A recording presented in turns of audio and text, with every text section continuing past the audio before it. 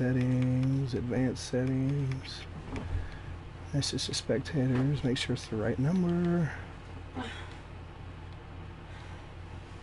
There we go. 12. 42. I'm just gonna put episode like 94.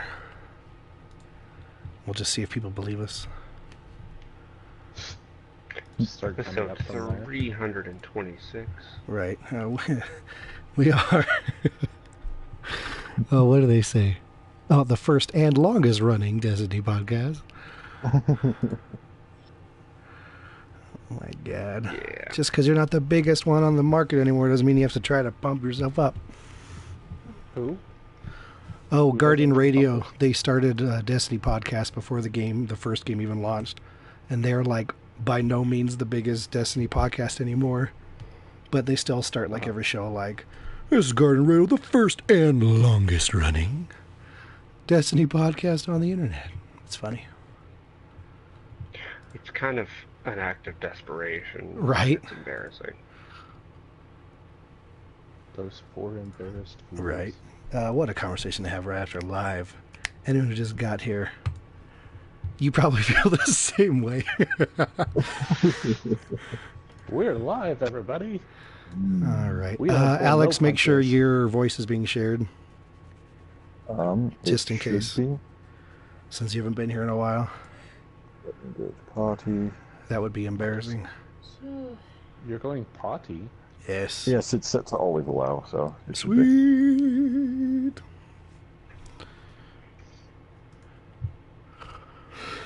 All right. How's everyone Die, feeling? you Hello. big ugly goat man. Die. How's everyone Feel the feeling? burn of my soul arrow piercing your Oh, heart, good. blasting your eyes into oblivion. I feel approximately the same consistency as Jello. Mm, You should probably get that checked.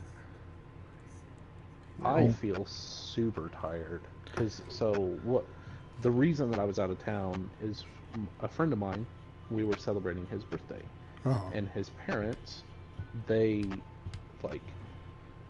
own this ranch house that is humongous. First of all, second of all, it is probably one of the most beautiful houses I've been in. And it, like, all the windows, so it's up on the top of this hill, right? And they've built it long. It's basically a shotgun house because you can stand at either end of the hallway and see to the other side of the house. Yeah. But they did that because all the rooms, they have sliding glass, these big sliding glass doors that open up onto this amazing view down the hill. They've got like an infinity pool in the back with like those, you know, those kinds of, you see them on like the really expensive houses where they have the doors that open all the way across the house. Oh, yeah, You yeah, know what I yeah. mean? Those glass doors that just kind of open out so you can open the entire back up. It has this huge kitchen with a microwave that's a drawer. We couldn't get it to work because it had too many buttons, but it was amazing. That just sounds too complicated for no reason. The pool had a remote, and yeah, It's that's just it. unnecessary on so many levels. Right. But it was a heated pool, so it needed the remote so that it would become heated. So, Pretty sure a it just jacuzzi. needs a heat element to become heated, not a remote. So basically, shut up, Brett. Nobody asked you. So I asked myself. basically, it was amazing, and it was very cool. But we didn't sleep a whole lot because we played a lot of Magic. We played a ton of Magic. you And- would. Don't you know magic is the devil? Yeah. You're the devil. Nerd. You're the devil in disguise. Oh yes, you are. Great. Stuck on my head. Thanks a lot. You're welcome. Like, All right. it was awesome, but we're super tired because we didn't get any sleep. Oh, I'll believe it. Okay, so I've got Nick, Russell, and Luthien with me. Sweet. Okay, cool. No, you don't. Don't lie, Brett. Oh, where liars go? Scooby-Doo. Where are you? All right, here we go. Hey, Lisa. I stopped it. Can you put headphones on? I stopped it. He's done. Okay. Unless you want that to be our intro, we can do that. No. What? What's the intro?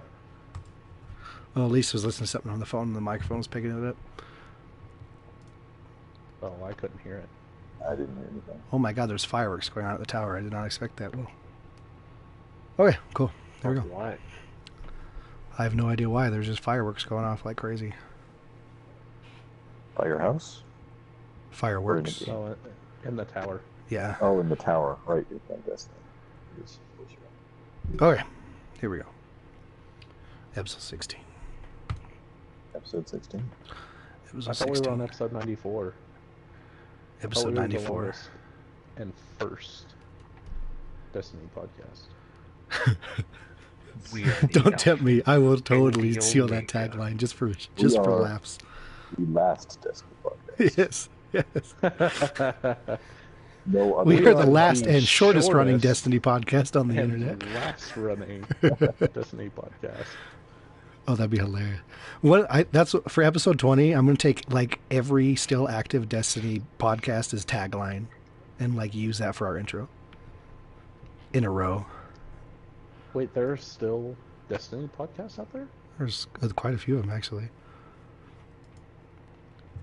I am going to die. All right, here we go. Just Oh, because they're a okay. Destiny podcast, Russell's gonna die. Yep, right. N- Well, I'm gonna it's die not worth it anymore. because I'm out. this Fiery demon's gonna kill me. Okay. Oh, thanks for that. Hello and welcome to Just Some Guardians, episode 16. We are usually every week, every other week, Destiny podcast, and on the in-betweens we do our nerd talk, and that's what this is. Well, I think this is our sixth one, nerd talk number 6. Yeah, 422nd. this is our 422nd nerd talk. Joining me has that tonight. Never actually been present. Shut up, everybody! Oh my God, this is the intro. Can we be a little professional here? God, stop being yourself. No. Do you know us? For 2 seconds. 1 Mississippi, 2 Mississippi. Okay, you're good to go. Joining me tonight, Oh, okay, I have great. my ever sensual co-host, Nicholas. How are you, sir? So that's just horrifying. Just gargling some marmalade. I'm exploring the Cathedral of the Deep, so I am pretty deep. So Christopher Robin is returning. Does that mean Tigger comes too? What? That sounds like a really bad parody porno. Tigger comes too. Oh, Also You'll with never us look at tonight Tigger through the is same the way again.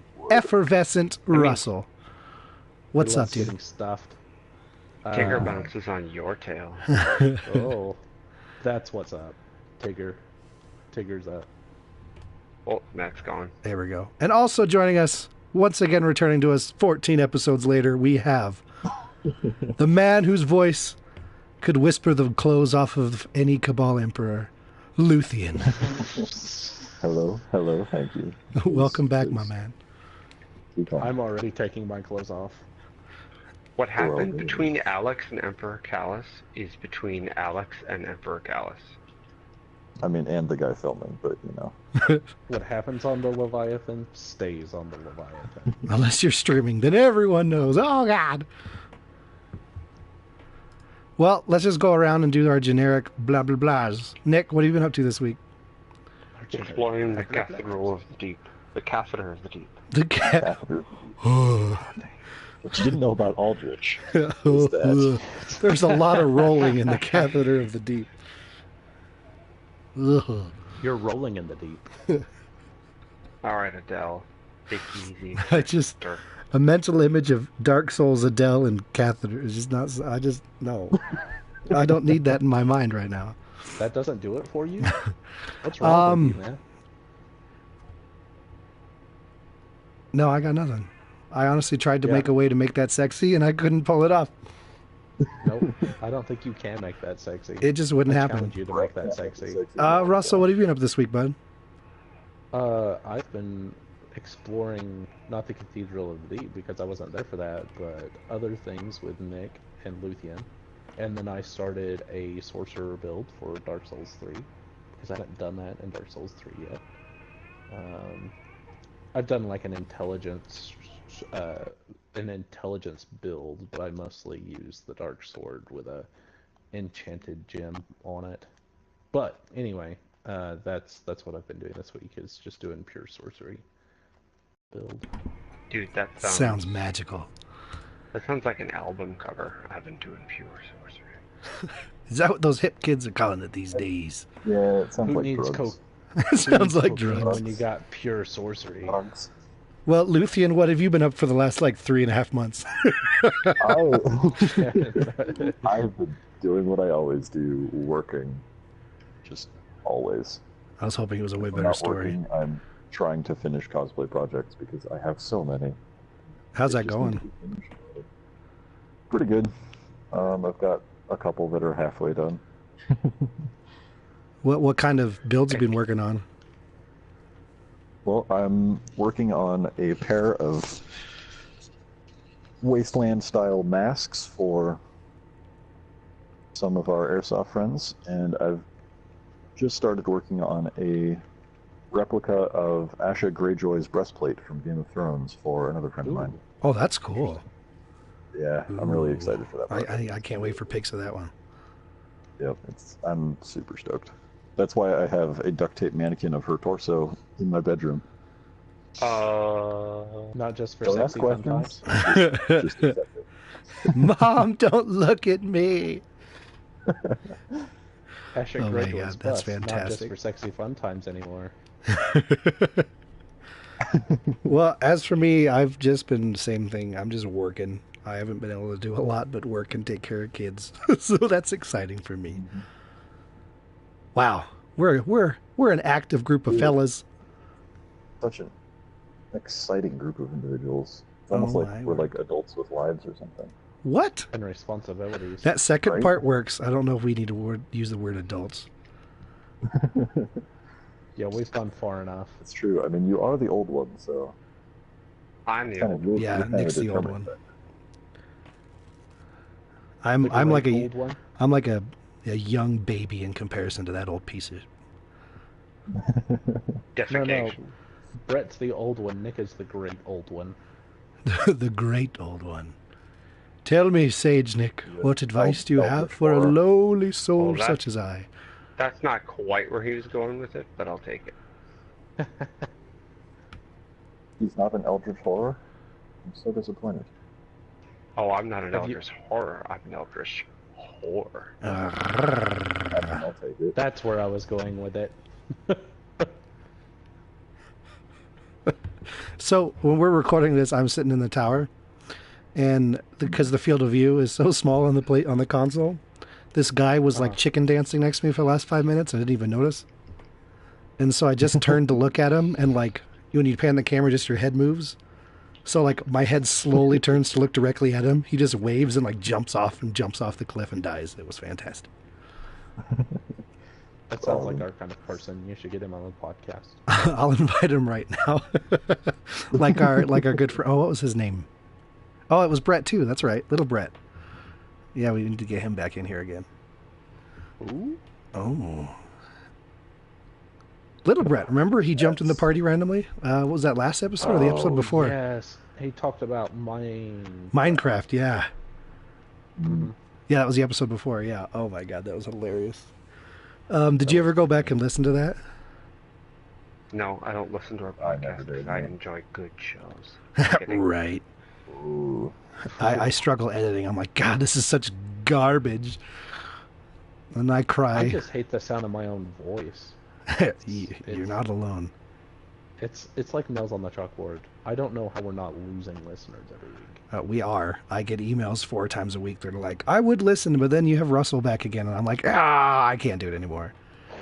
Yeah, sorry. So thanks a It lot. happens. What you gonna do? Can't get rid of me. That's Yeah. life. That's true. He's like a chlamydia or something. Yep. Yep. Just That's Did what you Russell say brings to the show. chlamydia? yes. Like a chlamydia, single not chlamydia. the A single. chlamydia, but yeah. He's his single own chlamydia. special form of chlamydia. Ouch. I'm going to make you a t-shirt. It'll be great. Or a mug. World's greatest chlamydia. Oh, at least I'm the world's greatest something. I don't think your wife would appreciate you being the best at that. Nope, she would not. Oh my She god. thinks I'm He's the not best at other at it. things. He just is the best. Well, before we dive into the whole segment of what this show is, in case anyone cares, did you guys see the whole Nobody does. the Ninja Twitch thing this week? No. No, Did not. I don't twitch along with ninjas. I only twitch when a ninja stabs me in the back of the neck. So I was crawling into bed, ready to go to bed, and I was checking my Twitter feed, and like Twitter was blowing up about Ninja playing Fortnite with Drake, the artist. Oh, I did see a thing about that. Yeah, so it was blowing I up, did. and I was like, well, I'll see just the jump in here stream, just to but- see it. And it blew like every Twitch record that's ever existed like out of the water. It was kind of insane I to feel like- watch. Didn't that didn't just break Twitch records, that broke internet records. Like that was the most people ever viewing a single live stream on the internet ever. Yeah, Really? that buff, Holy Yeah. the cow. traffic was Yeah, insane. it was huge. But he had, yeah. it started off, he brought Drake in, and then they had some other rapper, I can't remember his name, and then like a linebacker from the Steelers, and they were doing squads in Fortnite, and I think they broke the record. He had 620,000 people watching at the top. Whoa. Yeah. I was like, geez. I was just Kind of watching the insane. Twitch just go, bloop, and I was like, oh my, because we just talked about Overwatch League. Like that first week, they hit like, it was like 400,000 that first day, right? 250,000? Mm-hmm. Oh, that was like close. No, was it 400? Well, I think they at least hit 300 on that first day, if I remember 300. correctly. And that was like mind blowing. And I'm watching this going, oh my God.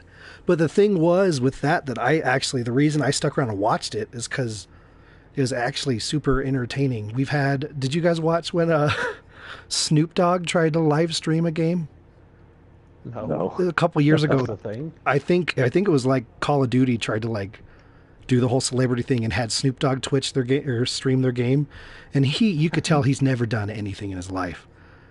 He didn't understand what any of the terms were. He didn't know how to play. He was like awful at the game, and so it tanked bad. But the thing that got me watching was like these guys actually game, and they were like, "Well, Ninja's the #1 streamer in Fortnite right now. Let's go play with him because we're bored." And so like Drake's call outs were like really good. He understood how to play the game, and he was the only one alive in a couple rounds and won it for everybody. And I was like, what? Nice. This is insane. So that was Like cool. Drake, the guy that started in that like teen soap opera, Degrassi, Yeah. right? Yeah. That Drake. Yeah. Wow. Yeah. So it was a big deal for the internet and gaming, really. Cause, gaming's kind of been attacked recently, in case you haven't noticed. So it's kind of Wait, cool to what? have that light. We had sports, music, and then gaming all in one stream. And there's people from major like newspapers and internet news guys or whatever were writing about it, and it was huge. It was pretty cool to see. I think just those wanted are to bring called that up. Those bloggers. guys. Yeah, those don't count. I did have to laugh at a couple of them that were obviously didn't know what they were talking about. They're like, "This is stupid. I've never even heard of this Twitch thing. It's a dying whatever it is going nowhere, and it's a dying thing." And like, No, you don't. Those are the old guys. yeah, it was. I'm like, I'm pretty sure it's like the 4th most traveled site on the internet currently. I think it's like Amazon, Next to my MySpace profile. Google, Nick's MySpace profile, and then Twitch. Yeah. But yeah, I thought that was Well, pretty you cool. know, the Twitch, it's just a fad, just like the internet. Right. Just like automobiles. Those moving pictures. Movies with sound, this is never going to work. Movies with color, this is never going to work. Music on compact discs, this is never going to work. Digital music, what is this nonsense? Paper printers. Who would ever need a printer? In their At own home? house? I could go to a store. But, like, that's- Well, um, going that's, I even think, one of further my back, favorite the things. home PC. oh, right, yeah. One last thing I want to touch out with that before I move on. before the other two, like the other rapper and the linebacker came on. So it was Drake, Ninja, and then I think one of like the guys Ninja plays with. And it was just this one moment. It was just like beautiful. So they're playing, and Ninja's friend, I can't remember his name. I'm sorry, dude. But you just hear him go like, I can't believe I'm going to say this, but, Drake, I've got some bandages for you. It was pretty funny. I was like, good for him, dude. That's a moment he'll remember his whole Great life. moment. Right. That was fun. But, so there we go. I just wanted to touch on that remember because for that was about exciting. 3.5 seconds. Right? Anyway, so the main segment of tonight's show.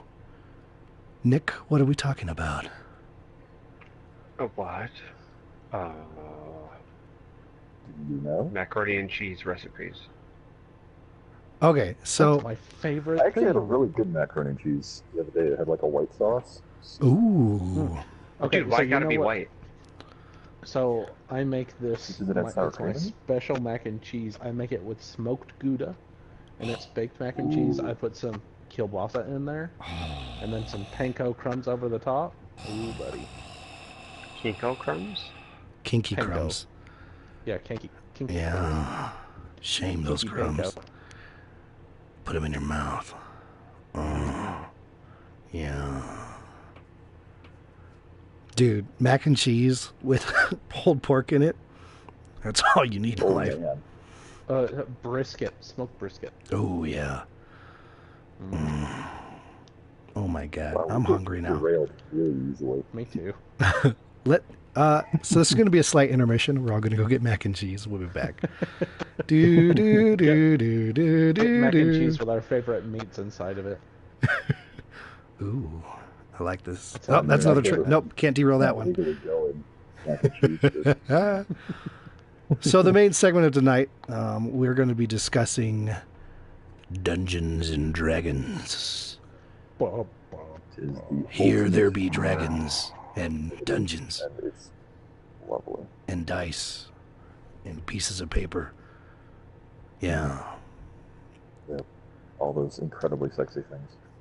But we don't play with too many pieces of paper. It's more digital now. That's true. I even have like a notepad app All of on my them. phone opened that's literally just looks like a Oh, piece really? of paper that I type all my notes on while we're playing. So yeah, we don't You have know, paper. you can put notes into the D&D app, the D&D Beyond app that we use. Well, it's fun because my notes thing opens up every time I turn on the computer. And so, Oh, like, so every you time I turn on the can, like, computer, it's just like a row of notes for our game. And it's always fun to turn on and go, oh, yeah, that's right. What's going on here and here and here? Okay. So it's like I'm constantly being Yeah. reminded all week. It's kind of cool. That is cool. I approve of that as a DM. Thank you, sir. And then, well, let's start, Russell. Since we've got our own campaign going, do you want to just talk about like what we're using for it, and then we'll talk Sure. about why we've decided to start this, and then go from there. Okay, yeah. So what we're using is we're using D&D 5e.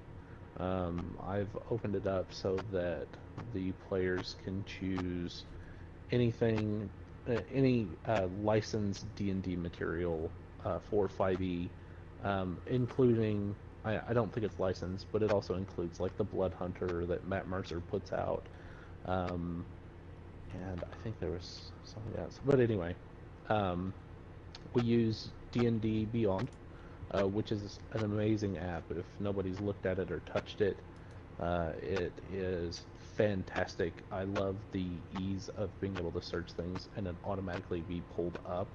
I love the way that it helps you build the characters, especially for new people that you're trying to bring in. You know, walking you guys through your character creation and kind of showing you the things. I feel like D&D Beyond really helps that disconnect that sometimes new characters feel in building a character, because it walks you through the steps. It says, here, this is how you build it. These are the things that come along with this class or this race. And I think that is huge for people who, you know, who are scared to start playing D&D because it's so much. I mean, because there's a lot with D&D. And two, I love the DM tools of being able to share the campaign with my players so that they don't have to go out and purchase the materials that I already have.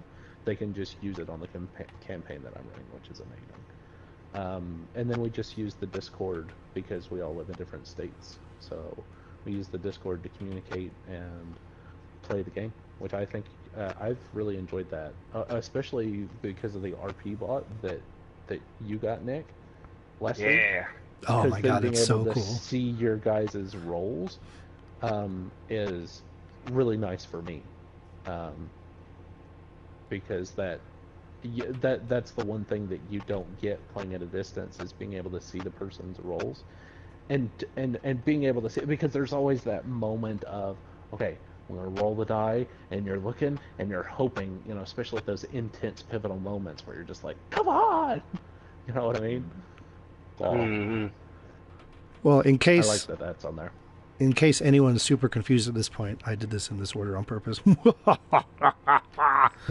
Luthien, Yes. putting you on the spot. What is D&D, my man? Dungeons and Dragons is a tabletop role-playing game. It's been around since the 80s. I think 70s. The 70s? day I was born. I know it's been a while. It's been around for a long time. It's sort of If I'm not mistaken, I believe it's 76. Don't quote it's me on not that, the true granddaddy of tabletop role-playing games. I believe that goes to Little Wars by what's his name? I want to say H.G. Wells. Sure. The An author. early science fiction writer made it a tabletop war game that is sort of the true granddaddy. But basically, you all sit Like around War of the a Worlds table guy? and you use your imagination, and you build characters and you act out stuff. And Are you Yeah, saying I you mean- role play? you do role play, and you build a character, and then your dungeon master has written up a story for you, and you go through this story as your characters using various built-in rules and mechanics. Sort of like playing a video game, but there's no actual video, and you just got to make it up in your head. Yes, which and that's the big thing for me is like in a time where there's so much like visual entertainment, you kind of get used to not having to use your own imagination. So it's really fun to just sit down and force that part of your brain to work again, Mm-hmm. Yeah, it's I think fantastic. that's- I think that's something that we lose a lot as we get older. Definitely. Well, and I That think imagination that's play. I think that's the thing that D&D. I think that's one of the reasons that tabletop RPGs, just kind of in general, they're something that'll never go out of style. I don't think, because it is, you're getting together as a group. You're getting to experience, especially, we're all gamers, but there's that draw to tabletop RPG because it's the ultimate freedom. You can do whatever the heck you want. I mean, some of it's dictated by what you can accomplish with the dice, but you can try to do anything that you want. You can go in any direction. You don't run into invisible walls. You don't fall down a pit and die. Well, unless the DM plans it. But, I mean, you can do whatever you want. And I think that that's the thing that we try to capture with games, right? Is that adventure, exploration feeling that you get. But I don't think it'll ever be able to reach that same part of us that D&D does. Well, and then Or speaking of tabletop RPGs in general, but speaking of role play, Nick, my friend, my beautiful, Hi, beautiful laddie. Nick. So you've recently turned around and changed your character in our campaign to be super role play oriented. Is there some sort of media that you've been watching and listening to that's made you want to redo this? No, I don't know what you're talking about. that's not a real thing. Yeah. So, Critical Role. Critical Role? on I did not see this coming. And YouTube. They're a bunch of, quote, nerdy-ass voice actors, end quote, that sit around and they play Dungeons & Dragons together. They're a DM. Well, first of all, I guess it's sponsored by Geek and Sundry. And if you've never, ever, ever heard of Geek and Sundry, you should go check them out. Mhm. Geek and Sundry and Project Alpha? Or is that just a medium that they use? I'm confused. I think that's a medium they use, and then there's The actual whatever show's other on thing you Geek use. and Sundry, yeah. Yeah, hold on one That's second. another callback to what we were talking about before. They are actually this season sponsored by D&D D&D Beyond. Beyond. That's right. They've been doing giveaways and stuff as they go. It's been really We cool. are not. We are not sponsored by D&D Beyond. Do you know who but we if are you sign up sponsored for by, D&D though? Beyond, no, if you sign up for D&D Beyond and you subscribe to one of their crazy plans that are completely awesome, like Russell, and you use the promo code Just Some Guardians, you will be graced with a benevolent error code. Really? Yeah. I was not aware of this. Yes. We are open Benevolent to error code. sponsorship from D&D Beyond, though. Just throwing that We out. are. We are, and we'll write a theme song that will rival Sam Regal's, just saying. So, anyway. And we actually have a giveaway this show, which is your own imagination. Call in the next 5 Precisely. minutes. We'll throw in a free set of steak knives. Imagination. I thought you meant we were going to actually give away their imagination, because Yes. that would be even better. We're going to But rip anyway, it from speaking your of, brain. Speaking of their imagination, Critical Role, Come yeah. with It's this me. group of voice actors. Laura Bailey, Taliesin Jaffe, Jaffe. Travis Willingham. Willingham, thank you. I always want to say Willington. There's Liam O'Brien. There's Marissa Shish Kebab. Marisha, I don't remember her name. Oopsie. She and Matthew Mercer, DM, are a thing. Laura Bailey and Travis Willingham are a thing. Who else is in there? And they are having They are a baby. having a Yes. baby. That was a spoiler alert for the campaign, even. FYI. Who else is in it? I think it's just them. Did I forget something? Oh, Sam Riegel. Yeah, I think you got all. Sam Yeah. Riegel. Yes. So they have they have two campaigns. Both of them are available on your podcasts, wherever it is you just so happen to get your podcast. You can watch them on Twitch or on YouTube.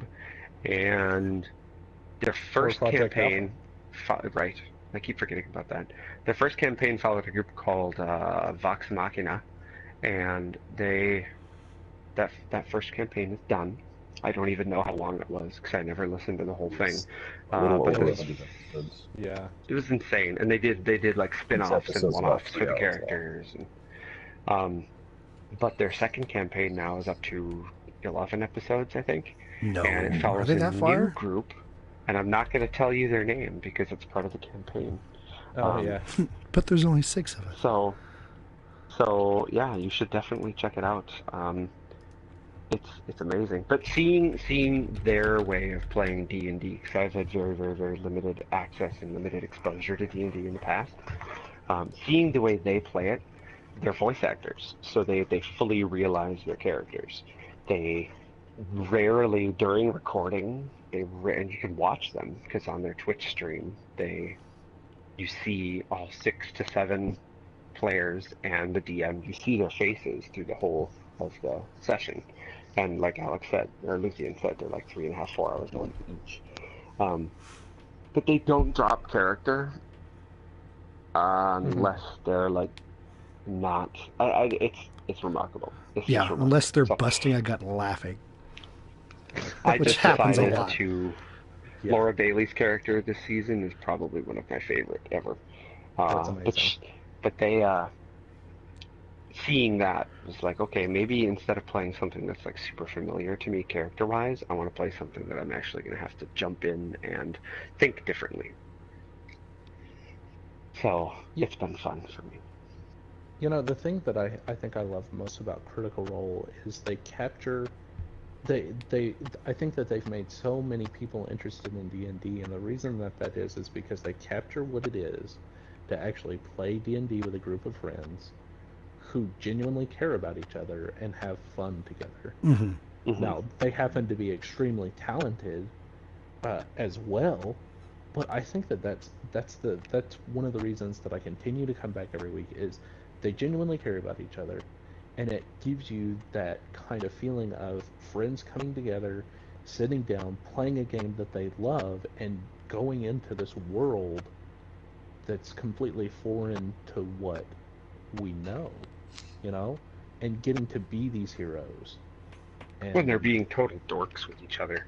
I Well, mean, yeah, I mean- and not to spoil anything for anyone, but Sam Riegel for campaign number 2 is playing a little goblin girl. And That's Sam so Riegel is brilliant. not a female. Like, he sits there during the campaign and he talks like this. That was really good. Yeah, that That was very actually spot on. really good. Yeah. That scared me. I am, yeah, it's cool. But no, seeing that made me really happy because that's the kind of thing I've always wanted to be a voice actor, and so I feel like, okay, well, I'm starting to try and flex a little bit. But Cool. I have to go potty real quick, so I love you all, but I will Be be off back in a then. moment. Don't mute. We definitely want to listen to that. No, Yeah. be right back. It'll be her So- intermission music. Go ahead. Go ahead, Luthien. Splashing. So I also think it's really cool that, as he was saying before, Critical Role has gotten so many more people interested in D&D who had never really understood it before, and it's opened it up to a broader audience. And we're starting to see sort of a renaissance of Dungeons and Dragons. That Mhm. when Yes. Critical Role got really popular, now we're starting to see that the Achievement Hunter guys are doing a D&D campaign, and there's the Harmon Quest doing a D&D campaign, and you have all of these very popular large creators running campaigns because people want to watch it, because it's fun, because it's a really cool, fun activity that has sort of been maligned for a very long time as being the the ultimate pinnacle of nerdiness, which it is, but it's awesome. Well, yeah, it's being realized as the pinnacle form of cool nerdiness. Whereas before it was like the nerds. Yep. Yeah, Sitting even the in their nerds didn't want to be known to play Dungeons and Dragons. but you Absolutely. look at all these celebrity actors that have Vin Diesel. He's like, yeah, I play D&D all the time. Oh gosh, I just blanked on his name. John, I believe it's John. He plays in Magic Mike. He is. Oh my gosh, I love him because he's so passionate about D&D. Oh, spokesperson yeah. of it. Oh my God. It's Maggioni. No, it's Italian sounding. Ooh, I feel really bad because I think he's an awesome guy. Yeah, Brett, look it up and then tell us. Right, I'll work on it. But anyway, you've got these people who, like you were saying, Luthien. I mean, it's Right. this You Renaissance, said Magic this Mike, right? resurgence. Yeah. You're not thinking Channing Tatum, are you? No. It's the guy who actually directed Magic Mike. Oh, the guy who directed. You just said Magic Mike. He's oh. also Steven in Magic Soderbergh. Mike. No, not Steven Soderbergh. Then. Well, he's the director. Oh my God, you're the worst. All right, I'm going to read off the he's entire another cast. actor. I'm just kidding. Yeah. I don't know who to tell you then. It starts with an M. Is it Matthew His last McConaughey? No. He's a very muscular, bearded gentleman. Oh my God. That narrows it down. Yeah. Wow. Let's hear. Let's go to Hollywood. Muscular, bearded guys in this day and age. Let's hear. Results over 9 million. Got it. It's over Anyways. 9,000. Yep. There's no. I'm not. I got nothing for you. Sorry. You know what? Hold on. You're probably thinking I'll of look the up. absolute wrong movie. No, I'm not. Anyways. Olivia but Munn's a like you muscular, said- bearded man, right? Yeah. I mean, so are you, so. Yes. That would be me. I starred in Magic Mike. Oh God, that but movie would come the- with a puke bucket. The point that I was trying to make was that Horror you know movie. you, like you said, screw you, Joe. I'm gonna butcher his last name, Manganiello. Manganiello. You definitely are not saying that right. Yeah, No, I'm definitely not. that doesn't start with an M. Mangi- It does. It starts with an M. I said M. Mangan. Oh, his last Manganiello. name starts with an M. You gotta be specific. That's what dude. I said. I That's not said what you his said. last name starts with an M. Luthien, did you hear last name or did you just hear name? Whatever. Don't let me down here. To be honest, I was in the middle of a duel. I wasn't really paying attention. Yep, so that's what you said. So anyway, The community has point voted. is, now that we've been lot. derailed, Wait, is you were that- derailed and I wasn't even there? Yeah, no, seriously. Nick, you probably know this guy. He was on Critical Role as a guest star. Joe Manganiello. Talking the guy who A played Chicago. anemone. Yeah, no, seriously. Exactly.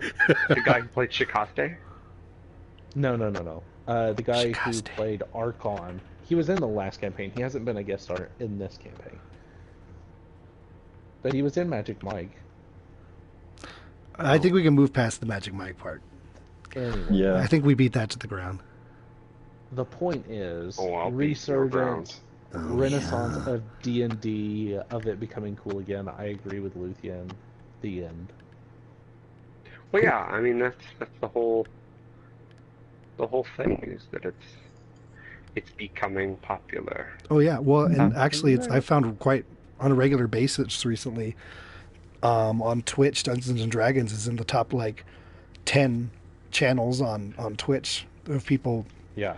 I mean, it's usually obviously when Critical Role's doing it because they get quite a few people watching, but there's always quite a few people live streaming doing Dungeons and Dragons. It's pretty cool. Hmm. And I think that that's amazing. I love that. Because Dungeons and Dragons is an amazing... It's the best thing in my entire life.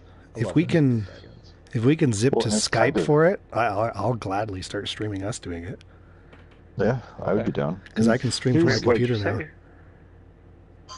It's just the ultimate group activity, right? Mhm. Like, Mhm. Besides, you're all orgies. collaborating towards a goal. You've got one friend who's bossing everyone around and, like, is your master. And Is that then, the DM? like, you could have it be a group of 10 people, or you could literally do it with 2 people. Mhm. And so it's just, I mean, it's not as fun, but yeah.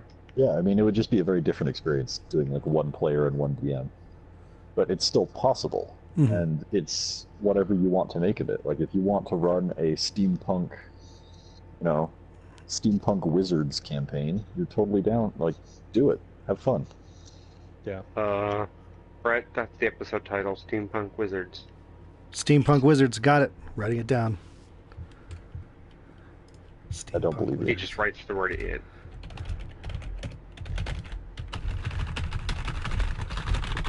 Wow. There, wrote it down. Thank you. Thank you for that. All right. Thank you, Oh. airline employee. Oh my god. Like Well, one somebody trying to last ear pick my ear. one or, last lock point pick my from ear. me for Critical Role that'll guide us into our campaign. Russell, Mhm. I'm going to touch your balls under the table here for a second. Oh, thanks. I have to say, listening to Critical Role, you are a really good DM. Aw. I'll listen to him do his stuff and do world building, and I'm like, oh my god, this sounds exactly like Russell. Like, you're really good at world That's the building goal. on the go. Yeah, no, you're really good at it, dude. Just wanted That you to just know. made me feel so warm and fuzzy inside, Brett. All right, I'm done You cupping just your brought balls. a little tear to my eye. Anytime, man. I'm not Anytime. even joking. That's like the best compliment I've ever received. Oh, shucks. Aw, We're gonna get sappy now. it's high noon. Yuck. If I could be a DM like Matt Mercer, that makes my entire life right there. Wait, a I- DM that gets I paid to honestly DM haven't like once- Matt Mercer. I would love Matt Glad Mercer. to. But no, seriously, like I'll be listening to him, and there's not a single point where I'm like, man, Russell could learn a lot from this. Like, I think you do a good Aw. job. There you go. Thank you. Well, tell us about your world, and we can talk about our campaign. Okay. So the campaign is based in a world that I've created called Terranio, which is high magic. It's a high magic world with lots of different events going on. There are 3 main empires. There are 3 main races that kind of control what's going on in the world. There are the humans, the giants, and I'm sorry, there are 4. The humans, the giants, the dwarves, and the elves. And I've kind of taken each race and kind of twisted them a little bit. Giants aren't as large as they are in the D&D universe, Their max height is like 10 feet. But they retain their strength and everything like that. But they worship a goddess named Freya, that is the god that created them, and it exists as kind of like it's a Viking type culture. They're all about competition, glory, valor, and pitting themselves against strong foes because they believe in survival of the fittest. They live in a very harsh winter environment that exists on the northern end of the continent, which takes its name from the overall world, which is Terraniel as well. And then you have the dwarves, which live in the south in their mountain home called Youngbadal's Throne, which is their god that created them, who's all about endurance. And so the dwarves, they love things that endure. And in my world, they are the creator of all magical items. Magical items that have been created. Yeah, yeah. The dwarves have created all the magical items. That's their thing. They create magical items and then give it to the world, and to the point to where most mundane things can be accomplished in a magical way. For instance, there are during one of the moments in the campaign, one of the characters was taking a bath. The bath maintained its heated water based on runes that the dwarves had put into the tub. They brought in a stone which then drained all the water. That was a dwarven-made, mundane magical item. The town that they're in had magical lanterns that you could touch and make things brighter or dimmer. And so that's kind of what the dwarves do. They're merchants and they're developers of magical items, and that's how they make their living. That's how their society endures. Is they go forth and they sell their magical items to the Dawn Empire, which is the human kingdom, the giants, and they don't really deal with the elves because they don't like elves. Yeah, who As does? is usual. And then you have the elves, which whoever's filling up their water is Yeah. super loud. Well, I like my water. Well, do it quiet, for God's sake. Yeah, man, you're distracting me. And then the elves, they exist as the god that created them is Ordo, and he created the elves with his love of knowledge. So they actually are a theocracy, based around the acquiring of knowledge. Their temple is this great library where they have acquired knowledge. They place it there. In fact, the elves themselves, they believe that any pursuit of acquiring knowledge is worthwhile.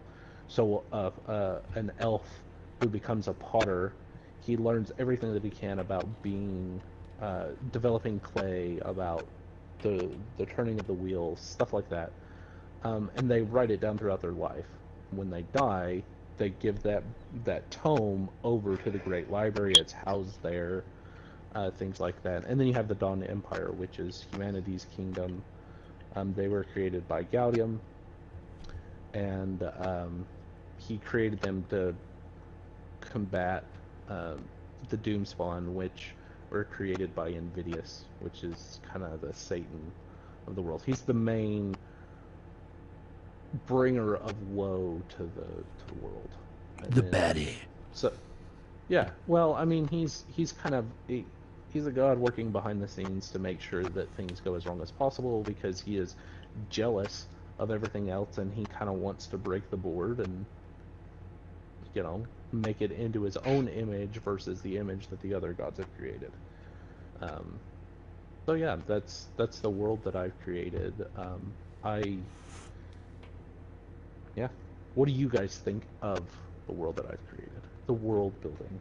Oh, it's shit, dude. It's so bad. Yeah, I can understand where you would feel that way. No, I Literally the already worst. I already gave my opinion like before we started this and made you cry. Why don't you other two yahoos go for it? I want to learn more about it through the eyes of Jayag. And who's that? That's a wee character, laddie. Oh, tell me more about your character.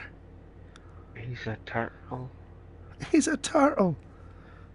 Yes, he's a turtle. I don't want to say too much because you guys don't know him yet, so... Well, we've seen some of his mannerisms and stuff. You can talk about that just to show, like, what we talked about you getting more into role playing, like, kind of some of the mannerisms that let you have a lot of fun with him. Well, again, I don't want to say too much because there's a lot of his mannerisms that you guys haven't seen yet. Well, just from what we have seen. He's a very socially awkward individual because his entire life, and mum's the word as far as how old he is. He's observed humanity, but he's never taken part in humanity. And he's a hunter by trade or skill or whatever you want to call it. Ranger, sorry. And so, but he's lived off the land, and he can absolutely hold his own if it's up for, we have to survive. And we have duct tape and a paper clip. Good luck. But he has had almost no interaction with people. So his interactions with people and his interpretation of the way relationships work is fascinating. Yeah, just in the couple moments really that I've interacted with him has been super entertaining. So, yeah, he's one of our characters. He's just absolutely fallen in love with their beard. Brett's character, actually. And he calls my character what? Beard. Beard there's again. Social nuance that he doesn't have, or he hasn't picked up on. So, yeah, it's been interesting. There's another character who was the first person he interacted with face to face. Whether or not it's the first person in his life or the first person in recent memory, that's up for interpretation, or up for discovery. But he latched on to this person and has been following them like a puppy when that puppy meets somebody, and he's That's a good way to absolutely in describe love it. with this person's hat. And to the point that he calls him my hat. He met a human woman, bartender, bar wench, if you will, and he told her that she was a human female. And then he asked his hat if his hat wanted to mate with the human female, because the human female clearly wanted to mate with him. Yes, she did. Yeah. So it's been interesting. I still don't quite know how I want to voice the character, but I think it's been pretty good so far, yeah. Yeah, I've really enjoyed it. Absolutely. he definitely has a slow way of speaking. Because he's a toito. So, a tart. A tortle. Portal. So, and he Love does. it. I've made it a point to point out twice in the first session with him that he has a snake, very pale green and white snake that seems to be coiled up behind his head in the back of his shell. And when his hat first acknowledged him, he looked at his snake and smiled and told him that they had a friend.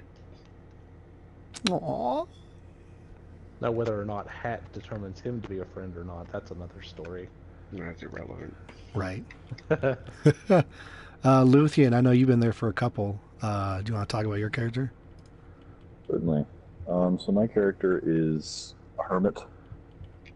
He was once a soldier a long time ago, but decided that he just doesn't like people and has sort of disappeared into the swamps for a while.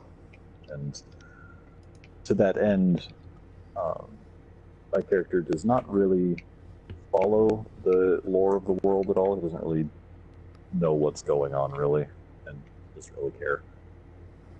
That he's just doing his own thing and sort of is getting dragged along on the various adventures that happen. Glorious. Okay. Yeah, I mean, I haven't been there for very many of our D&D campaigns, so I haven't really been able to flesh them out as much as I would like. Mm-hmm. Oh, we'll get there. We'll get there. We'll keep ever so often. We'll definitely do like updates on the campaign Yes. and what we've been up to and everything. My character is, I mean, pretty basic, but I haven't like D&D'd a lot in a long time, so I'm kind of, yeah, I could have fun with him, but he's pretty basic. He's just a bald bearded. Oh, where did I get that from? I don't even know. Oh, here it is. Your mom. And soldier come over from the wars. He's kind of a sellsword, moving around trying to find work and just doing his own little thing. And I haven't been able to flesh him out too much, but I have some ideas. But again, it's mostly just been like, we haven't gone very far in the campaign, but it's mostly been like talking to a couple guards and getting a room and being scared of some sort of magic and then killing a guy and then almost passing out from smoke. So that's really all that's been going on. So yeah, but no, I've got some ideas and some stuff that'll come out later, which should be fun. But right now, to explain him is super boring. So I'll wait till stuff happens. Well, I think that's part of the fun in, you have a character who has a basic backstory. It gives you it gives you much more a lot more room to develop that character as you go along. I feel like if you create too much of a backstory, you're almost locked in. So as you play the character, you don't get to develop them and their backstory, like the details. If you have that kind of basic thing or that idea in your mind of, oh, he was a sellsword soldier, as you play him and as you get to know that character, you get to develop who he is and what he thinks and what his desires are and his motivations and things like that to a degree that I feel like you only get when you develop that character as you play it. Exactly. You know what I mean? Well, then I have a couple things ready to go with like, I've written down a few like past experiences in case something kind of like it comes up and he'll act certain ways, and that'll be fun. But yeah, that's really most of the back I've done, just so we can really play with him and let him become his own as we go forward. Well, Russell, do you want to give a brief synopsis of what we've done so far? No, I want you guys to give it. See, I develop and help you guys participate in the events, but I want to hear you guys tell how you think what happened and how it went down and things like that. Well, if you have me describe it, it's going to go as follows, because I can't remember everything, because you name things and I don't remember everything. So if you ask me, it's going to go like this. I went to a gate, there were some guards, something was happening. I went in there, stayed at an inn. Some bad dude showed up, started killing people. I stabbed a guy, almost passed out and rode a turtle into a river. That's my description. That sounds like my last weekend in Vegas. Never been to Vegas. But yeah, there's my synopsis. Fine, I will give a synopsis. So Honestly, I don't think there was really anything wrong with that synopsis, because it's No. I mean, that's what his character knows right now. That is true, That's- actually. That is a valid that's point. actually very accurate. Because a lot of other stuff has happened, but that is only everything from my view. True. So we started out with the characters coming to a place within the Dawn Empire, which is, again, the human empire that's been created. They came to a village named Albrixfield, in the territory of Gaianor, because the Dawn Empire is made up of multiple territories. Alberic's Field, and the characters knew this kind of coming in, it has some importance in the Dawn Empire, being that it is the believed site of where humanity was first created by Gaudium. It rests next to a lake called Cradle Lake, which is a lake that's been filled in over time, which was a crater where humanity was created. It's kind of a trade route through the Dawn Empire, as well as being a popular place for pilgrims to come and worship those who participate in the religion of Gaudium. So the players came for their own reasons. Luthien came in because he was looking for goods to partake in so that he could go back into the wilderness and go back into seclusion, which is where he enjoys being. And what poor timing for poor Luthien to go into town. Yes. Right? Oh. Behishtor was journeying, and this was one of the stops on his road down from the northern border of the Dawn Empire, where there is constant it's kind of like a small-scale war. It's mostly a series of battles and defenses against raids from the giants. It's not really heated. There's no malice in it. It's just we need to defend our northern border, otherwise the giants will come in and start raping and pillaging. So stealing our women and raping our goats. Behishtor was on his way down because that's just what sellswords do when they want to give up the life of a sellsword. And we had another character named Mythos, who was Nick's first character, because Nick has since changed characters. Mythos came in as he was searching for a specific group within Alberic's Field for his own reasons. They came into the city at the time of the God's Harvest, which is a celebration of the cessation of a war that happened around 3,000 years ago. But it was this cataclysmic war between the five gods of creation. That being Gaudium, Ordo, Diongvedel, and Freya on one side, and Invidius and his Doomspawn on the other side. So this is the celebration. It's happened every time around this year for the last 3,000 years. Most of the characters were not necessarily aware that it was upcoming, because they had been on the road for a while and weren't paying attention to such things. They came into the city. They were pointed towards the Green Flame Inn, which is the inn directly next to the Temple of Gaudium in the town square. They went into the inn. Mythos talked with a few people and found that there was no room at the inn. Jesus. That there was only one room available, which Behishtor got to first.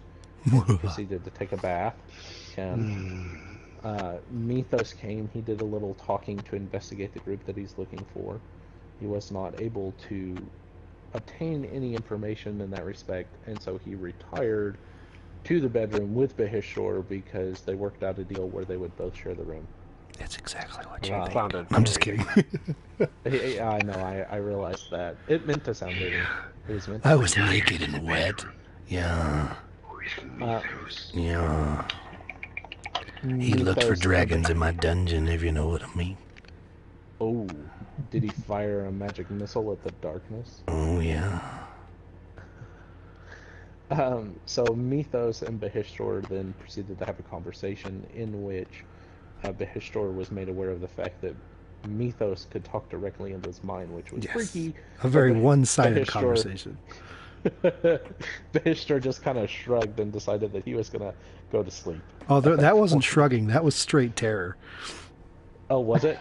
Did you not Flinching. catch that? I'm thinking, you No, got I to remember, didn't. I was dead to the world when we did the first thing, so I Yeah, think yeah. that's how it came across. But if not, that's how it was supposed to go. No, it just kind of seemed like your character was like, well, that's interesting. I'm going to go to Okay. bed now. Okay.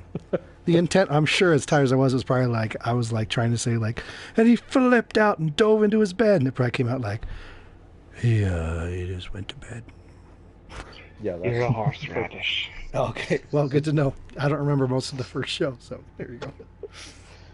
it's funny because Brett's character Behishtar, as soon as he said my character goes to sleep, Brett apparently fell asleep. on I the like chat with it, fell backwards as into my soon chair as and that died. happened, which is hilarious. I pulled a Nick. I Mythos- woke up like 5 hours later in my chair, and I was like, "Where am I?" Yup. Mythos that night, he had a dream of a twisted being pulling himself out of a chasm beneath desert-swept mountains. Legend of Zelda.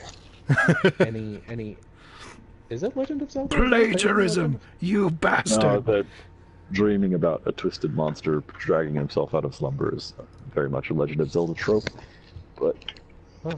it's also a lot of fantasy trope, so it's not really. Oh, that's true. direct But it reference. was it was this being that, you know, its eyes would peer into your soul, but then they would be as big as the horizon and then as small as a pinprick. There was a feeling of gnashing teeth, moving tentacles, and hands coming and grasping the side of a chasm, in which everything it touched turned to ash and fell away as it's climbing its way from the chasm.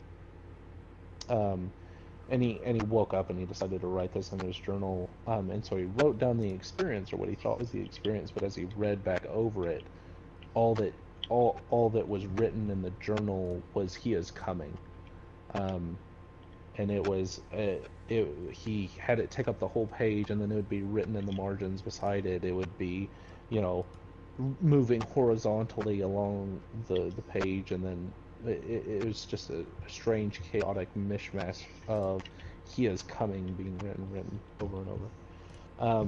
Mythos woke up in the morning, and also Luthien. So Luthien came into the town, and he had worked with the innkeeper before on some small items, mostly running fetch quests to, for the inn. So he had to deal with the innkeeper where he could sleep in the loft in the stablery. So he did that. Mythos the next morning decided to do a little more investigation. He went and talked with the guard captain. Geez, what's his name? I don't even remember. Anyway, the guard captain, who was a dwarf, he talked with him for a minute or two. Asked him about a group of people called the Cult of the Lich, which was the group I that didn't he was just ask investigating. him. I was insistent that, well, let me rephrase That something He was going to insistent occur. Something was wrong. Yes, that's right. And can Yeah, I see, just this is- say that I was right?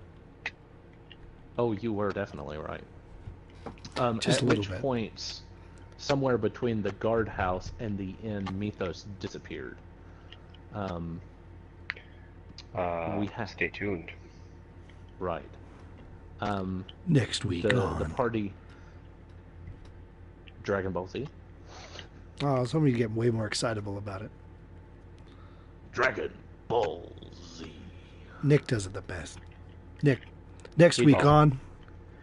Dragon Ball Z. That was pretty good. Luthien, next week on. I'm trying not to be Dragon too loud Ball. because Jake went to bed yet. Oh God, I've actually watched Dragon Ball Z, so I That love was Dragon Ball Z. that was hot. Could listen to It you always say is Dragon hot Balls when all Luthien day. Speaks. The balls are inert. Oh, they're never inert. It's more like an innie than an outie. The party then came across a monk who was there participating in a fighting competition. He won that fighting competition and got himself a helm that allowed his eyes to glow. A mundane item found in Xanathar's Guide. That I just changed around. I wanted it to, instead of having horns, it's kind of a closed, almost like a ninja mask with a demon's face and fangs and then a tongue coming out of it. And so the kind of open part is where you have the glowing red eyes. Then Behishtor finally woke up from his long nap around noon. And around this time, as they're coming out into what was now Fairgrounds, which was the town square, they had booths and everything and games that they could play and participate in to celebrate the God's Harvest.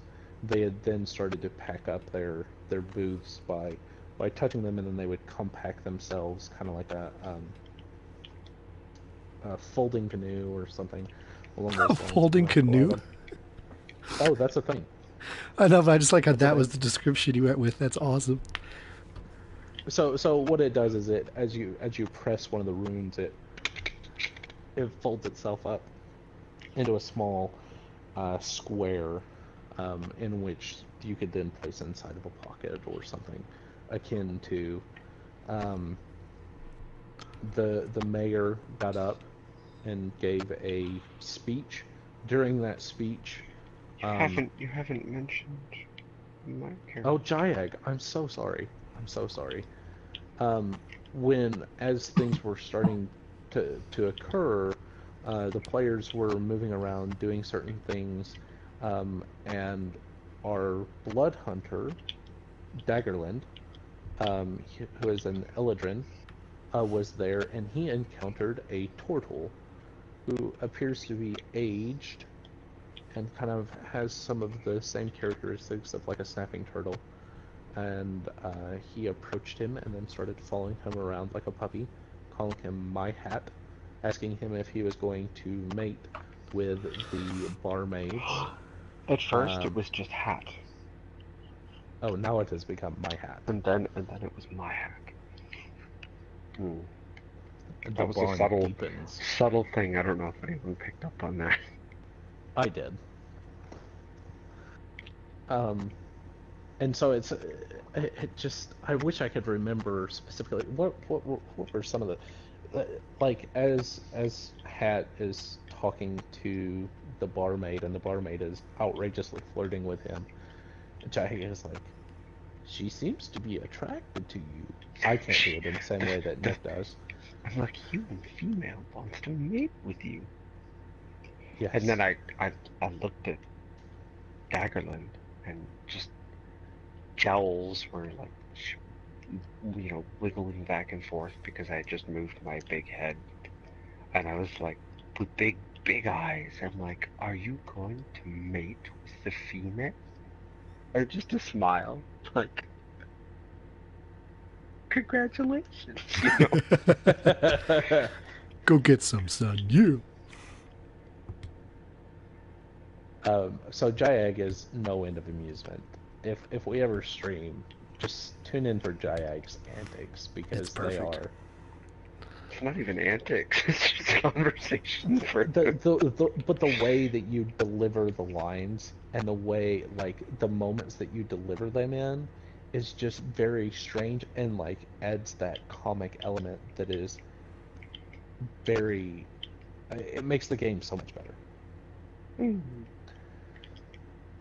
And so the mayor starts to give a speech after all this has occurred, and I just want to point out, because this was another funny moment, Jayag, instead of standing on his tiptoes, stretches his neck out as far as it'll go and like raises himself up from It was 4 adorable. feet to 6 feet. It's just E.T. yeah. So the mayor's giving the speech, and while this is occurring, the players start to notice that there's the jingle of mail, of metal, the clop of horses, and they look back, and because the city is situated, the town square specifically is situated along the top of the hill, they can look down the main street to the gate, and they see um, an army that has come up the main road and is now in front of Albrechtsfield. And Baheshtar went into Albrechtsfield- the road and stood single-handedly before them and slew many that day. No, he didn't. Oh, he right, hid behind sorry. a shield like a little girl. So he wouldn't die. Girls don't have shields. I would like to Makes say sense. I'm the only one that's killed someone yet, so, That is valid. So as the party starts to realize this, the party quickly realizes that this is a no-win situation for them. So 3 of the 4 people are like, nope, I'm out. Peace. These guys can do whatever they want, but I'm out of here. So 3 of them start making their way to the edge of the town square. The Histor is like, slowly, I just realized I'm probably being super loud. My wife is trying to sleep. The Histor like edges his shield so that he can like quickly defend himself and get behind it. So there's a cloaked figure, which is obviously very ominous. I mean, I'm not even gonna try to hide that. You know, these people, they go, oh, you could tell that that character was evil? They're wearing all black, their face is hidden. yeah, his Come horse on. was They're black. super sinister. Yeah. I mean, he's supposed to be sinister, so. But he comes with this armed group of guards. He appears to be a lord of some sort. And without speaking to the mayor or anything, he sends his captain into the temple, and then the captain returns with a large hammer that appears to be magical in nature. And also It's very all- kinky. It looks like it's made of white bone. It has shadow flames coming Oh, there's off bone, of it. all right. It appears to be bad news. Daggerland, who is a blood hunter, rolled well on his perception check against the Lord, we'll call him for now, and he saw what appears to be what would normally be reminiscent of the undead. Is I described it as with undead, when he uses his blood hunter senses to be able to perceive things, he sees a shadow that makes up who they are. In place of what would normally be a bright soul is now a dark shadow that is infused within their body. When he beheld the Lord, it appeared to be a shadow clinging to the body and these shadow screaming faces coming off of it. It wasn't obvious to him what it may be, other than it has something to do with the undead. And then even more so, they decided to push towards the edge of the town square. And at that point, once the captain returned to the guards that the Lord had brought with him, the Lord turns to the captain, and in a very caring voice, this rasping kind of, he goes, kill them all. And so the guards then Kill formed the shopping mall. they pulled out their shields. No while Russian. Behind them, they pulled out crossbows and started firing into the crowd. The players then decided that they were just gonna book it out of there. 3 of them went down an alley and then back into the inn, because one of the players had left a few things in his room, so he went back to get those. Beheshtor took off in the opposite direction and was like, alright, I'm out of here. This is some bad news bears. Let's get the heck out of Dodge. So Jayag, Daggerland, and Alanon, which is another one of our players, he's the monk, they decided that their best bet were the docks of the lake. Because Albrechtsfield is surrounded by a river, so it has the lake on one side, and then it's between the rivers that are feeding into and draining from the lake. So they decide that they're going to make their way to the docks and try to hop on some boats to get the heck out of Dodge. Beheshtor goes to the right, thinking that he can make it to the river and disappear that way. As Beheshtor is coming out of the town square through the alleys into the next side street, he comes across a soldier who's killing a woman and her child. So Beheshtor has an epic duel with a soldier and kills him, very dead, decapitates him. Very dead. His head went flying. Yeah, so It's like so they're 15 trading feet away blows. or something crazy. Yeah, it was well, because you rolled a crit. On the Yeah, last no, hit. it went ka-cling, ka-cling, rolled Yeah. strike. So like a golf club, you just kind of send it flying. Hole in one. Jayag, Alanon, and Daggerland, they make their way to the docks, but as they're getting to the docks, they realize that, one, all the players realize that the town has been set on fire, and it's starting from the outer edges and working its way in. And two, that there is a barricade of boats around the dock. So they decide that they're going to head back in the opposite direction, because they see the barricade of boats, and there are people trying to get from the village, trying to get into the boats that are docked, and they are firing flaming arrows into the crowd that are trying to get to the boats. They're killing people, anybody that's coming near the boats, they're killing with extreme prejudice. So the party then rejoins together. Like flaming arrows to the point that like every time one of them hits, it's like hi. Yeah. Hey, girl, Hi. hi. I'm just imagining you like the Nerf football that whistles. They're just flying through there going, yeah, Yeah, queen. Yeah. yeah. So the party rejoins, and they are all making their way to the southwest side of the town, and the town is surrounded by a palisade. So they come up on the palisade. They've made their way through the flaming outer edge of the town that's been spreading inward. Yeah. And so I'm making them roll Constitution checks as they're coming through the smoke, so that they don't pass out. So it was, if they fail one, they're okay, they're choking, but nothing happens. If they fail a second one, then they pass out. And there are other things that went into it, like if you guys covered up your face, then you got advantage, and if you had fought Yeah, I don't think any of brawl, us then caught you on would to have that. gotten some bonuses, you know. So anyway, they make their way to the palisade, and there's a 10-foot palisade wall, and they have 50 feet of rope, and they decide... We did not know it was 10 feet tall at the beginning. I told you guys 4 times that it was 10 feet tall. We were too busy. So they decide, instead of throwing a rope over the palisade, they decide to go through the palisade and Well, break it down. okay. Listen, my initial thought was to get through. I failed the first time, and I had the rope in my hand before Nick's character was like, no, Beard, again. And talked me into keeping trying. Hey, I was impressed by what you did.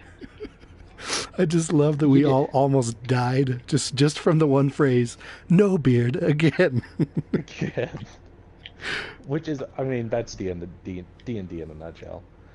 And so they're attempting to break through the palisade, and so it was kind of like, and you guys kept dropping like flies, like one after the other would fail their saving throw and pass out. So Brett was the only one still conscious, him and Jayag, but Jayag had retreated into his shell to maintain his consciousness. And so Brett piles the bodies on top of Jayag and is like using him as a ram to ram palisade over and over again. He's a giant turtle shell. I just threw everyone on top of it. So they finally break through the palisade, they tumble into the river, and as they're floating down the river, seemingly safe, they see the pillar of flame that has become Albrecht's field. That extends a good 60 to 100 feet into the sky. It's just this flaming tornado of destruction. Did you say a flaming tornado? Yes, I did. Okay. That's hot. Because every porn needs a little tornado, especially flaming ones. All right, lads, I'm going to step out briefly. I'll be right back. Okay, bud. Hey, girl. Hi. Hi. And that's where we ended, right? That is where we ended. I think the best part of that whole situation was since, by the way, again, thank you, Nick, for putting that RP bot in the server. It's so awesome. But Yes. being able to watch the Constitution checks happen in that critical moment where, like, if one more person passes out, we're all going to die in, like, the third week of doing this. And just being able to watch We it get go, to see the okay, Last Blade Song is typing. Oh, he failed. Oh, he's gone. Okay. Like, no. Nick Can is I typing. just say Oh, that no. Having the addition of Daggerland, Mm-hmm. our new friend, ex Hanzo main. Mm-hmm. It's been fantastic. Oh, I it's been think he awesome. fits right in. Absolutely. Having him in there, like he fit. Right Well, it was fun in. because, you know, that episode we had him on this last week was, I think that was the first time both you guys have talked to him, right? Yeah. Yes. Yeah, and then like a couple days later, he was in our D&D campaign. It was super fun. And yeah, Oh, and he he's- fits I- in perfectly. He does. He does. He's awesome. I love the way he plays. I'm excited to have somebody who, you know, has a little bit more experience Mhm. because you guys are relatively new to D&D, and so having somebody that can, you know, who kind of knows the rules, you know, Mhm. to help you guys in certain situations, I think it's going to be great. I think it's going to make the game more fun for everybody. Oh, absolutely. Well, I think it's just been an awesome thing to get together and do. You know, it's one thing to game with each other all week, but it's easy to get tilted in certain games, you know. And it's nice to just kind of have something where you're in. The only thing you can get tilted over is because the computer rolled your dice bad. It's Right. not because, you know, someone's playing Hanzo and they're a cheating bastard. I will be honest, I have had those moments where those table pounding rage moments in D&D as well, though. Oh, yeah. Because it's just like, you have got to be kidding me. Well, it's just, Nothing is it's going so my fun way because it's tonight. different. You know, it's not, you know, running around shooting stuff together like you get. And we talked about this earlier in the show where it lets you bring forth your imagination. And so it's fun to see that side of people that you video game with, you know, and go, okay, Oh, you yeah. spend years playing with the same people and you kind of pick up on certain things that, like, there's different people in our group that'll see something in a game and it'll click with them differently than someone else. And so when you get to play D&D with them and you get to kind of see how their brain works, it makes you like, oh, well, that's why this is interesting to you because you're using this and that. And it's just super fun to watch people, how different people's brains work and their imagination and why certain things click for people. Oh, yeah.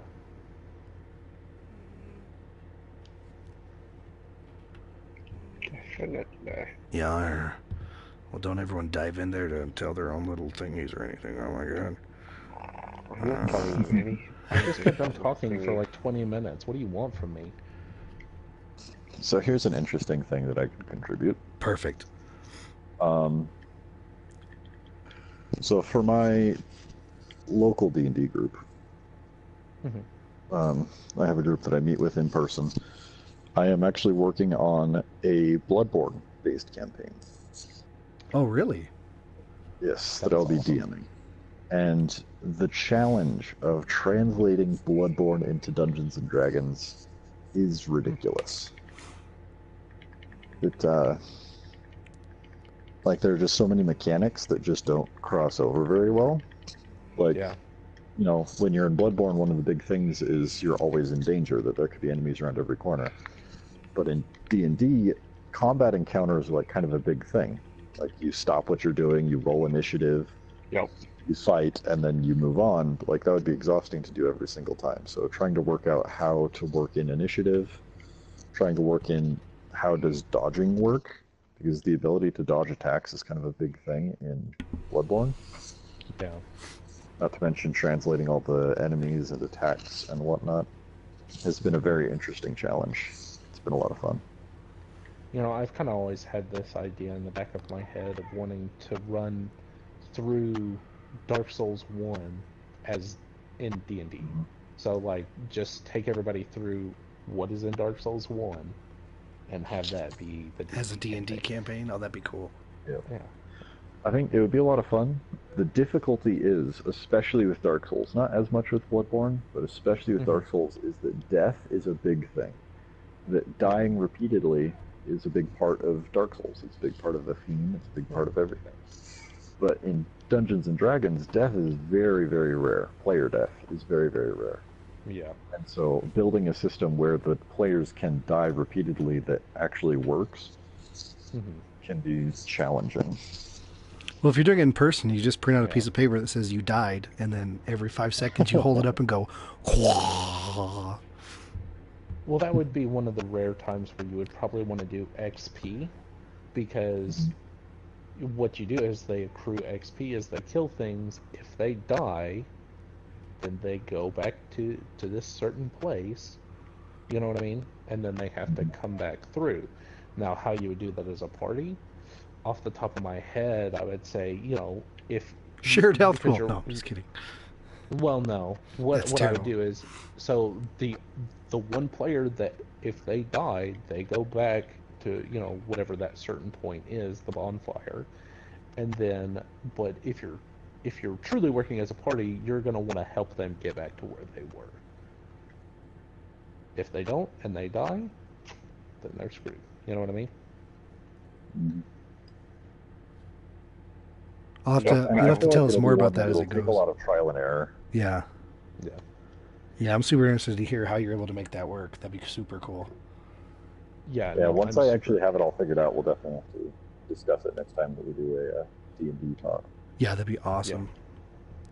Well, anything else we want to discuss on with D&D before we start wrapping this up? Critical Role is amazing, and if Matthew Mercer ever listens to this, you should leave a review, because I won't believe it unless it happens.